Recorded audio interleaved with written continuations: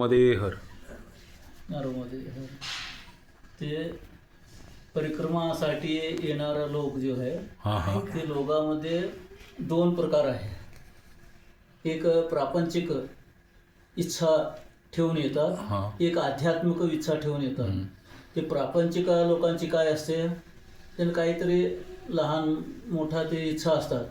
आपल्या मुलीचे लग्न होऊ दे, नोकरी मिळू दे मुलाला, आणि आपल्या शेतीवाडी काहीतरी घ्यायचं असले तर, नाहीतर आपल्या बिमारी जो आहे ते कमी होण्यासाठी ते करतात. आणि आध्यात्मिक लोक जो आहे त्यांना काहीतरी भगवंताची अनुभव पाहिजे त्यासाठी येतात. म्हणजे भगवंताचे अनुभव मिळण्यासाठी आपल्याला साधनला खूप समय लागते. पहिला काय होते, आपण साधन करण्यासाठी घर सोडले ना, पहिलं आपले लक्ष असायचं हिमालयमध्ये. आपल्याला हिमालय जायचं पहिला, असं लोकांची भावना असायची. परंतु हिमालयमध्ये 1000 वर्ष तपश्चर्या केले ना, मग भगवंताची काहीतरी अनुभव, भगवंताची साक्षात्कार होत होते. परंतु आपले आयुष किती आहे आता, 100 सुद्धा पूर्ती होत नाही. असं असताना आपण कसं आपल्याला भगवंताचे अनुभव घ्यायला पाहिजे, हे साधकाला एक विशेष असते. म्हणून इकडे नर्मदाची किनारी काय आहे, 2 वैशिष्ट्य आहे. एक वैशिष्ट्य आहे असं आहे की आपल्या नामस्मरण जप तप जो इकडे सुरू केले ना, एक नामाला 1000 नामाची पुण्य आहे इकडे.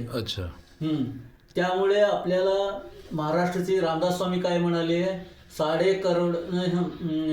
13 करोड जप केले ना आपल्याला रामाचे साक्षात्कार होईल, असं रामदास स्वामी सांगितले. मग आपल्या महाराज ब्रह्मचैतन्य महाराज काय सांगितले, 3.5 करोड तुम्ही जप केले ना तुम्हाला भगवंताचे अनुभव येईल. एवढा जप आपल्याकडून केव्हा होणार, एवढं अल्प आयुष्यामध्ये आपल्याला करू शकणार नाही. आपल्या प्रपंचाची भार असते, हे असते. म्हणून आपल्या सगळी सोडून त्याला लागले ना मग होते. परंतु आपल्या प्रारब्धाने ते होत आहे का नाही ते सुद्धा सांगू शकणार नाही. काही ना विघ्न येत असतात. म्हणून आपल्याला असं ठिकाणी जायला लागते कुठं जल्दीचे लवकर कुठं आपल्याला ते आपल्या साधनाची सिद्धी होते त्या जगाला आपण जायला लागते. असं पहिलं हिमालय जात होते, आता हिमालयमध्ये असं साधनाची नाही. म्हणून नर्मदा किनार जो आहे ते भगवंताची ते जन्म सुद्धा झालेला आहे. आता आपल्या वामन अवतार इकडे झाला आहे, अवतार झालेले, परशुराम अवतार झालेले, रामा कृष्ण सगळे येऊन गेले आहे. आपल्या काय इकडची सिद्धनाथ मंदिर जो आहे 5000 वर्ष पूर्वीचे आहे. त्यावेळी इकडे सगळे आले होते, रामा कृष्ण आले होते, बलरामा कृष्ण आले होते, दुर्योधना ते कौरव पांडव सगळे आले होते. ते पांडव बांधलेले असं मंदिर सांगतात, ते सिद्धनाथ मंदिर जो आहे ना. म्हणजे असं आपल्या पूर्वज लोक 5000 वर्षापासून आपल्या पूर्वज सगळे इकडे तपश्चर्या करते आलेले. त्यामुळे एक वातावरण निर्माण झालेले आहे. वातावरणाचे प्रभाव से आपले इकडे एक जप केले ना, श्रीराम जय राम जय जय राम असं एक जप केले ना 1000 जपाचे फल मिळते. आपण 1 रुपये इकडे दान केले ना 1000 रुपये दानाचे फल मिळत आहे. त्यामुळे दोनाला तिकडे येऊन जात होते. गृहस्थ लोक तिकडे येऊन परिक्रम केले ना, दान धर्म केले ना त्यांना सुद्धा पुण्य येऊन जाते. आणि साधक लोक इकडे येऊन जप तप केले ना त्यांना सुद्धा पुण्य होऊन जाते. म्हणून आपल्याला 3 वर्ष 3 महिना 13 दिन की जो हे आहे परिक्रमाची पद्धती जो आहे, कोणी साधक येऊन असं केले ना ते सिद्ध होऊन जाते. कशामुळे इकडची जो जपची जो हे आहे प्रभाव आहे, त्यामुळे त्याने रोज हजारो जप केले ना त्यांना लाखो जप होऊन जात असते. त्यामुळे 3.5 करोडची जपाची त्यांच्या 3 साल 3 महिना 13 दिवसमध्ये होऊनच जात असते. त्यामुळे त्यांना भगवंताचे अनुभव येऊन जाते, त्यामुळे सिद्ध होऊन जाते. असं इकडे नर्मदाची वैशिष्ट्य आहे.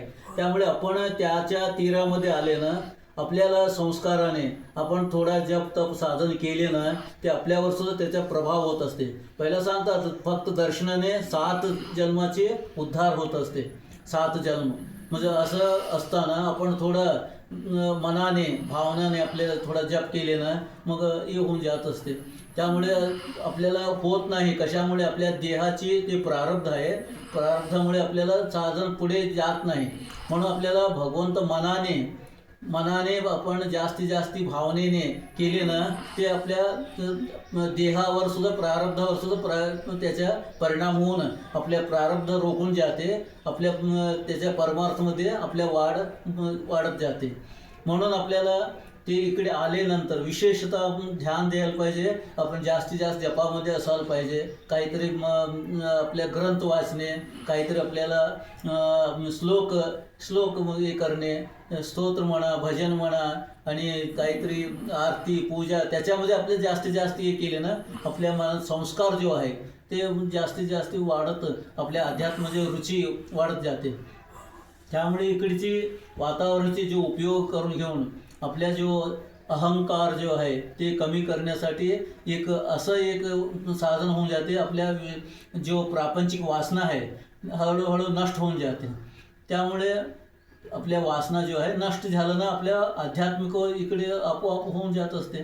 त्यामुळे इकडे आल्यानंतर आपण आपल्या एक निर्धार करायला पाहिजे, आपल्या आत्ता जीवन जो आहे आपण समर्पित करू.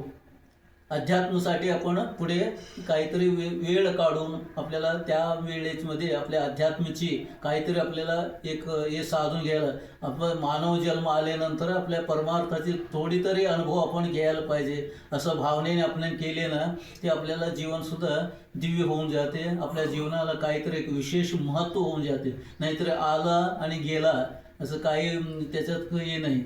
जसं आलं तसं गेलं तर काही महत्त्व नाही. आपल्या जीवन आपण परिवर्तन करून घ्यायला पाहिजे.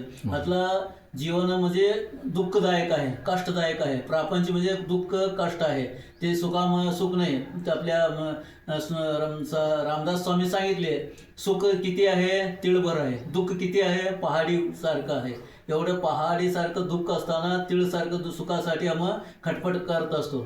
त्याच्यापेक्षा आपल्याला अध्यात्म जे कसं आहे, बिना पैसेने आपण समाधाने कैसे राहणे ही कला आहे.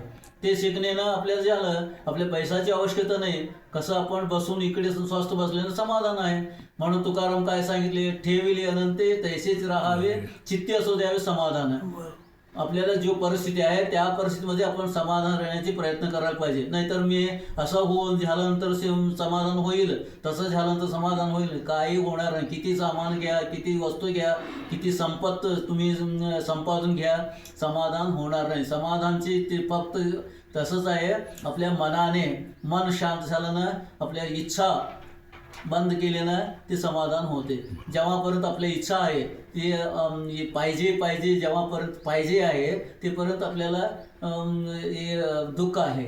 आता नको, आपल्याला काही नको असं इच्छा झालं ना, मग आपल्याला सुखच आहे. आपल्याला काहीच नको म्हटले, ज्यांना काही नको तो राजाचा आहे. त्यांना असं काही नको मला म्हटलं झालं. नाहीतर आपल्याला काय हे पाहिजे, ते पाहिजे, हे पाहिजे, ते पर्यंत आहे ते गरीबच आहे. पाहिजे असं जेव्हापर्यंत ते सांगतो ते गरीब आहे. आता बस म्हटलं ना, ते श्रीमंतच आहे. आता मला काहीच नको, त्यांच्याकडे सगळे आहे असं आपण समजून घ्यायला पाहिजे ना, श्रीमंतच आहे. तसं आपल्याला मी एक उदाहरण सांगून ते आपल्याला हे करतो. ते जेव्हा दिल्लीमध्ये अकबर बिरबल होते, ते आग्रामध्ये असं हे करत होते, वॉकिंगला जात होते. ते जात असताना एक गाव बाहेर एक झोपडी, आणि झोपडी समोर एक झाडाखाली कट्टीवर एक पती पत्नी बसून असायचं. आणि एकदम अगदी मस्तपैकी हसत बोलत असं होते. आणि रोज अकबर बघत होते त्या दोघांना, आणि त्यांना वाटायचं इतकी खुशी कसं आहे हे दोघं, ते कारण काय आहे असं विचारले बिरबलला. बिरबल म्हणाले, मला 1 महिना अवधी द्या, मी तुम्हाला सांगतो असं म्हणाले. या बाजूने या, मग मी सांगतो म्हणाले. मग बिरबल काय केले, त्यावेळेची 9 कॉईन एका कपड्यामध्ये बांधून त्यांच्या झोपडीमध्ये टाकले. मग थोड्या वेळाने त्यांना मिळाले, बघितले तर 9 आहे. त्यांची इच्छा काय झालं, हे 10 करून एक घट्टी करायला पाहिजे. 9 आहे ना, आपण 1 कॉईन त्याच्यात मिळून 10 की घट्टी करू असं त्यांच्या मनात आले. दोघं प्रयत्न करू लागले, परंतु त्यांचे आदाय किती होते, ते खाणे पिणे मस्त राहणे एवढंच त्यांचे आदाय होते. आणि काही बचत नव्हते ना, मग कसं करणार 1 कॉईन. म्हणून ते रात्री परत कामाला जाऊ लागले. आणि एक म्हणाले मी आज उपवास राहतो, दुसरा म्हणाले मी आज उपवास राहतो. असं करते करते खूप प्रयत्न केले तरी सुद्धा झालं नाही. मग दोघांमध्ये इतकी चिंता होऊ लागले, एक कॉईन्स कसं संपादन करायचं म्हणून त्यांच्या बातचीत कमी झालं, हसणं कमी झालं. ते तिकडे बसले, इकडे बसले आणि एक महिन्यामध्ये त्यांचं तोंड तिकडे झालं, यांचं तोंड इकडे झालं. मग अकबर बिरबलला विचारले तसं काय झालं ते दोघांमध्ये, किती छान बसून ते हसत होते, खेळत होते, हे करत होते. आता काही दोघांमध्ये असं काय झालं. मग बिरबल म्हणाले चला आपण त्यांना विचारू. मग दोघं आले, विचारले काय झालं तुम्हाला, असं काय तुमच्या परिस्थिती झालं. ते काय म्हणाले आपल्याला 9 कॉईन मिळाले होते आणि आम्ही 10 करण्याची त्याच्यामध्ये आपल्याला खूप प्रयत्न केले तर अजून 1 कॉईन आपल्याला संपादन होत नाही म्हणून आपल्याला चिंता लागली. ते बिरबल काय म्हणाले तुम्ही 10 करण्याची चिंतामध्ये कशाला पडले, 10 करण्याची त्याच्यामध्ये कशाला पडले. ते 9 मिळाले होते ना, ते 9 मध्ये तुम्ही 9वाने काहीतरी खायला आणायला पाहिजे होते, झोपडी सुधारून घ्यायला पाहिजे होते आणि काहीतरी आपल्याला कपडे गिपडे असं करून समाधान राहायला पाहिजे होते खुशीने. ते सोडून त्यांना दुसरा एक घालून 10 करण्याची त्याच्यामध्ये कशाला पडले. त्यामुळे तुम्ही दुःखी झालं ना. असं आपल्या स्थितीसुद्धा असंच असते. भगवंत आपल्याला दिलेले ते त्याचं समाधान होत नाही. अजून आपण संपादन करून अजून आपण ठेवण्याची ती हाव जो आहे ती आपल्याला दुःखी करून देते. अजून दुसरा बाजू घरामध्ये कार आणलेला आपल्या म्हणा काय आपण गाडी आणायला पाहिजे, त्यासाठी आपण प्रयत्न करत असतो. त्यांच्या प्रारब्धमध्ये होते त्यांचे आले, आपण नसले तर आपण जो आहे स्थिती त्याच्यामध्ये आपण समाधान राहिलं पाहिजे. म्हणून तुकाराम तेच सांगितलं ना, ठेविल्यानंतर ते तैसेच राहावे चित्त असू द्यावे समाधान. जो आपल्या परिस्थितीमध्ये आपण राहिले ना मनाला संतोष होते. नाहीतर आपण बाजू लोकांना आपल्यापेक्षा मोठा लोकांना बघून तसं करायला पाहिजे, तसं करते शेती घेतली आपण शेती घ्यायला पाहिजे, ते कार घ्यायला असं जो मनामध्ये येते ना ते आपण सोडून दिले ना आम्ही संतोष म्हणजे सुखी आहे. त्यापर्यंत हा म्हणजे पाहिजे इच्छा आहे की जब तक इच्छा आहे तब तक हे असणार. म्हणून आपल्याला इच्छा सोडून टाकायचं, स्वस्थ राहायचं. आपल्याला भगवान 2 वेळा जेवायला दिली आहे ना, बस एवढंच बस असं म्हणून आपल्याला समाधान घेतले ना समाधान होते. नर्मदे हर.